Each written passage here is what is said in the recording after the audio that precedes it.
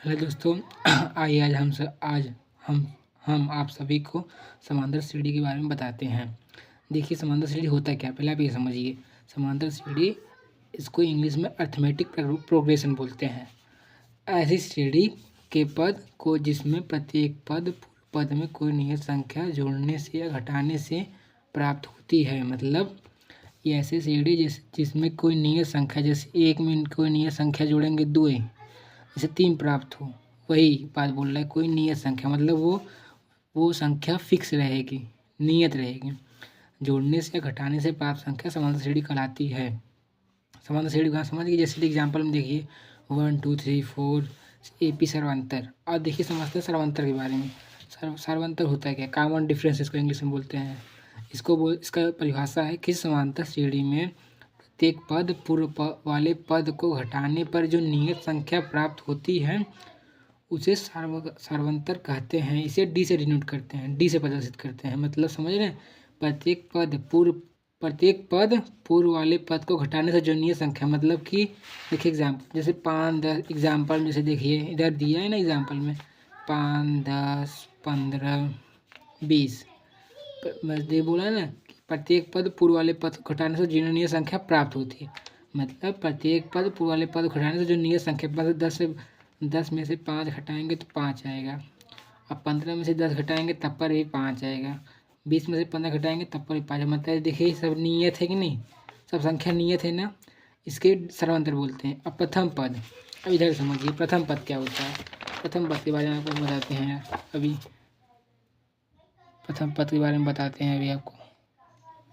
प्रथम पद, जिसको इंग्लिश में बोलते हैं फर्स्ट टर्म, किसी समांतर श्रेणी का पहला पद प्रथम पद कहलाता है। मतलब किसी समांतर श्रेणी का, जैसे इसे समांतर श्रेणी देखिए 5 10 15 20 है ना, इसका पहला पद प्रथम पद कहलाएगा, जिसे हम ए से डिनोट करते हैं, ए से प्रदर्शित करते हैं, डिनोट करते हैं। ठीक, इसका नोट देख लीजिए। इसमें बहुत इंपॉर्टेंट बात यह है कि किसी समांतर श्रेणी को प्राप्त करने के लिए केवल ए, मतलब प्रथम पद, केवल एक, मतलब समझ रहे हैं, केवल ए मतलब प्रथम पद की जरूरत होती है।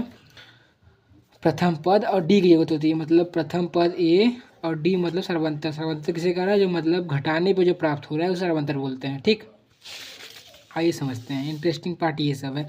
इसमें 5 फार्मूला का यूज़ होता है। इसमें 5 फार्मूला का यूज़ होता है। 5 फार्मूला है हमारे, ये सब देखिए, ये सब 5 फार्मूला है। इस सब को याद कर लेंगे, आपका बोर्ड में 100 में से 100 मार्क्स पक्का है। मैथ में 100 में से 100 मार्क्स। अभी आगे बताएंगे, अभी आगे वाले वीडियो में बताएंगे कि मैथ में कैसे क्या करेंगे कि टाइम मैनेजमेंट हो जाए एग्जाम में, ऐसे वैसे सब बताएंगे। टेंशन ना लीजिए। देखिए था समांतर श्रेणी में 5 महत्वपूर्ण फार्मूला हैं, जैसे ए आई बराबर A plus N minus 1 into D, A R बराबर L minus R minus 1 into D. यहाँ पे एल क्या है? एल लास्ट है। एल मतलब लास्ट, मतलब अंतिम संख्या। जो समांतर श्रेणी की जो अंतिम संख्या होगा उसे हम एल से डिनोट करते हैं। एल बराबर A plus N minus 1 into D, A N बराबर A R plus equal to A plus L, A N plus A R बराबर A plus L. S N बराबर N by two A plus N minus 1 into D, S N बराबर N by two A plus L. और D बराबर A two minus A one. D मतलब समांतर श्रेणी का D में सर्वांतर होता है। समझ रहे हैं कि नहीं? आप इस सब फार्मूलों का, इतने 6 फार्मूलों को याद करिए, आपका बोर्ड एग्जाम में 100 में से 100 मार्क्स पक्का है। समांतर श्रेणी का क्वेश्चन आया तब।